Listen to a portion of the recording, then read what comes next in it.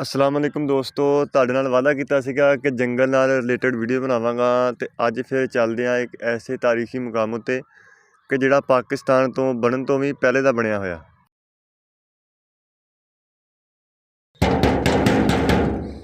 ਲਓ ਜੀ, ਮੈਂ ਆਇਆ ਆਪਣੇ ਦੋਸਤ ਵਸੀਮ ਅਕਰਮ ਦੀ ਤਰਫ ਤੇ ਚਲੋ ਫਿਰ ਚੱਲਦੇ ਆ ਵੀਡੀਓ ਨੂੰ।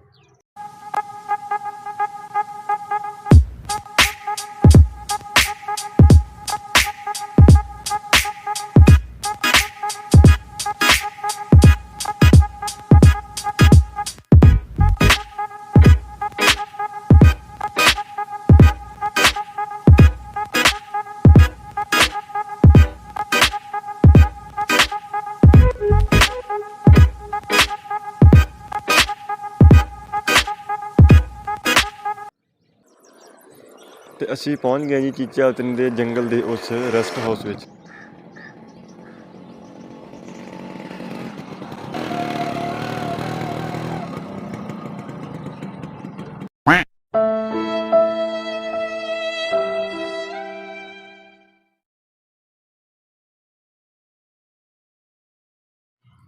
ਇਹ ਰੈਸਟ ਹਾਊਸ ਸਨ 1925 ਵਿੱਚ ਤਾਮੀਰ ਹੋਇਆ ਤੇ ਇਹ ਜੰਗਲ ਜਿਹੜਾ ਹੈਗਾ ਵਾ ਉਹਦਾ ਰਕਬਾ ਬਹੁਤ ਹੀ ਵੱਡੇ ਏਰੀਏ ਉੱਤੇ ਫੈਲਿਆ ਹੋਇਆ।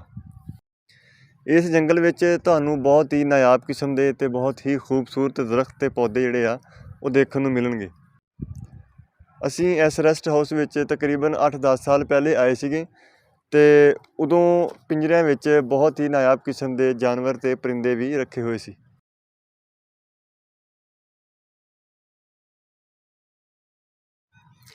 ਇਹ ਕੱਚੀ ਸੜਕ ਜਿਹੜੀ ਹੈਗੀ ਆ ਇਹ ਰੈਸਟ ਹਾਊਸ ਤੇ ਜੰਗਲ ਦੀ ਜਿਹੜੀ ਇੱਕ ਮੇਨ ਸੜਕ ਹੈਗੀ ਆ ਉਹਨਾਂ ਨੂੰ ਆਪਸ ਵਿੱਚ ਮਿਲਾਉਂਦੀ ਹੈ।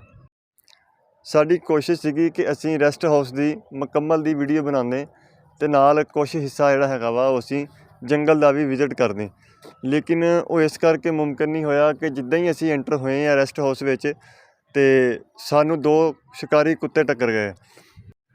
ਇਹ ਸ਼ੁਕਰ ਆ ਕਿ ਸਾਨੂੰ ਉਹਨਾਂ ਨੇ ਕਿਹਾ ਤਾਂ ਕੁਛ ਨਹੀਂ, ਲੇਕਿਨ ਉਹ ਵੀਡੀਓ ਦੇ ਆਖਰ ਤੱਕ ਸਾਡੇ ਮਗਰ ਹੀ ਰਹੇ ਆ। ਉਹਨਾਂ ਵਿੱਚੋਂ ਆ ਇੱਕ ਕੁੱਤਾ ਤੁਸੀਂ ਦੇਖ ਸਕਦੇ ਆ ਕਿ ਇਹ ਦੇਖੋ ਹੁਣ ਇਹ ਟਰਨ ਕਰਕੇ ਇਹਨੇ ਸਾਡੇ ਮਗਰ ਲੱਗ ਜਾਣਾ। ਅਸੀਂ ਜਿੱਦਾਂ ਹੀ ਥੋੜ੍ਹਾ ਜਿਹਾ ਅੱਗੇ ਚੱਲਦੇ ਹਾਂ ਅਤੇ ਇਹਦੇ ਨਾਲ ਦਾ ਜਿਹੜਾ ਦੂਸਰਾ ਕੁੱਤਾ ਵਾ ਉਹ ਵੀ ਬੜੀ ਸਪੀਡ ਨਾਲ ਅੱਗੋਂ ਆਇਆ। ਇਹ ਦੇਖੋ ਇੱਥੋਂ ਸਾਡੇ ਮਗਰ ਲੱਗੇ ਆ ਅਤੇ ਸਾਨੂੰ ਇਹ ਰੈਸਟ ਹਾਊਸ 'ਚੋਂ ਕੱਢ ਕੇ ਇਹਨਾਂ ਨੇ ਸਾਹ ਲਿਆ। ਇਹਨਾਂ ਕੁੱਤਿਆਂ ਦੀ ਵਜ੍ਹਾ ਤੋਂ ਅਸੀਂ ਰੈਸਟ ਹਾਊਸ ਦਾ ਦੂਸਰਾ ਹਿੱਸਾ ਜਿਹੜਾ ਹੈਗਾ ਵਾ ਉਹ ਇਸ ਵੀਡੀਓ ਵਿੱਚ ਨਹੀਂ ਦਿਖਾ ਸਕੇ। ਇਨਸ਼ਾਅੱਲਾ ਨੈਕਸਟ ਵੀਡੀਓ ਵਿੱਚ ਦੂਸਰਾ ਹਿੱਸਾ ਵੀ ਤੁਹਾਨੂੰ ਵਿਜ਼ਿਟ ਕਰਾਵਾਂਗੇ ਅਤੇ ਨਾਲ ਕੁਛ ਹਿੱਸਾ ਜਿਹੜਾ ਜੰਗਲ ਦਾ ਵੀ ਦਿਖਾਵਾਂਗੇ।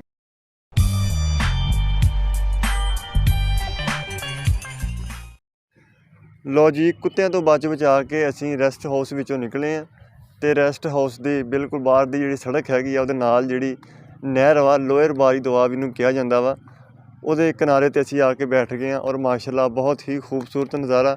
ਔਰ ਇਸ ਟਾਈਮ ਨਹਿਰ ਜਿਹੜੀ ਹੈਗੀ ਆ ਉਹ ਫੁੱਲ ਜੋਬਨ 'ਤੇ ਆ। ਨਹਿਰ ਦੇ ਕਿਨਾਰੇ 'ਤੇ ਬੈਠ ਕੇ ਅਸੀਂ ਕਾਫੀ ਦੇਰ ਗੱਪਸ਼ਪ ਕੀਤੀ।